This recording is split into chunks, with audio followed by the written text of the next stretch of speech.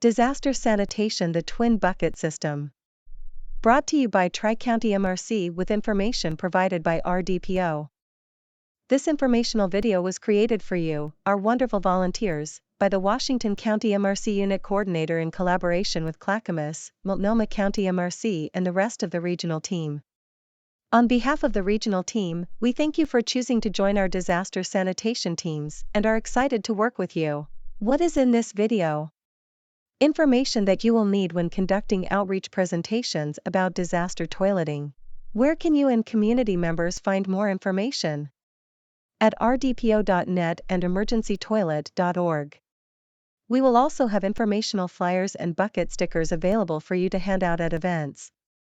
When will we need to use disaster sanitation practices?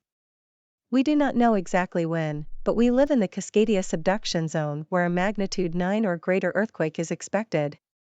This will last several minutes and cause severe damage to our infrastructure, including to our water and sewer lines. When people do not have access to toilets, we see an increase in disease such as cholera, typhoid, hepatitis A, and norovirus, all of which have diarrhea as a symptom, which makes the diseases hard to control. This is why disaster sanitation is so important. In 2011, Christchurch, New Zealand experienced a magnitude 6.3 earthquake that lasted 10 seconds. For comparison, Cascadia is expected to produce a magnitude 9.0 earthquake and last several minutes. In New Zealand, there was severe damage to infrastructure and 100% of their sewer system was affected. There were broken pipes and there was also untreated sewage in waterways due to the broken sewage systems. Some people were without working toilets for weeks or longer. How can we help to manage the aftereffects of a disaster like this? By using the twin bucket system. Here are two other disaster toileting options that might work for some people. First, if you have a working septic system, lucky you. Use it. Second, if you have a wide open space, you could dig a pit toilet or a trench latrine. If you have neither, then use the twin bucket system.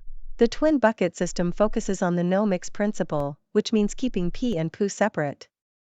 Pee has volume and poo has pathogens like bacteria, viruses, and other microorganisms that can cause disease.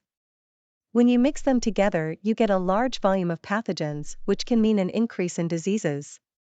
Here are the supplies that are needed for the twin bucket system: 2 sturdy 5 or 6 gallon buckets, 13-gallon heavy-duty garbage bags at least 0.9 milliliters thick, and layering material such as dry leaves, shredded paper, sawdust, bark chips, hamster bedding, peat moss or dry grass clippings.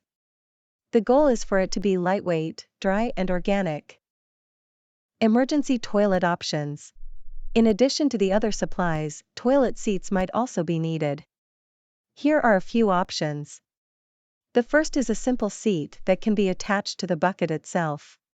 The following options could be helpful in making emergency toileting more accessible to people who experience mobility limitations. These are toilet seat risers and commodes. Remember to mention the no-mix principle with commodes as they have chamber pots already. The pots can be removed and the seat placed over the bucket instead to ensure that pee and poo are being kept separate. Next, we have safety rails that can be placed around the buckets for support.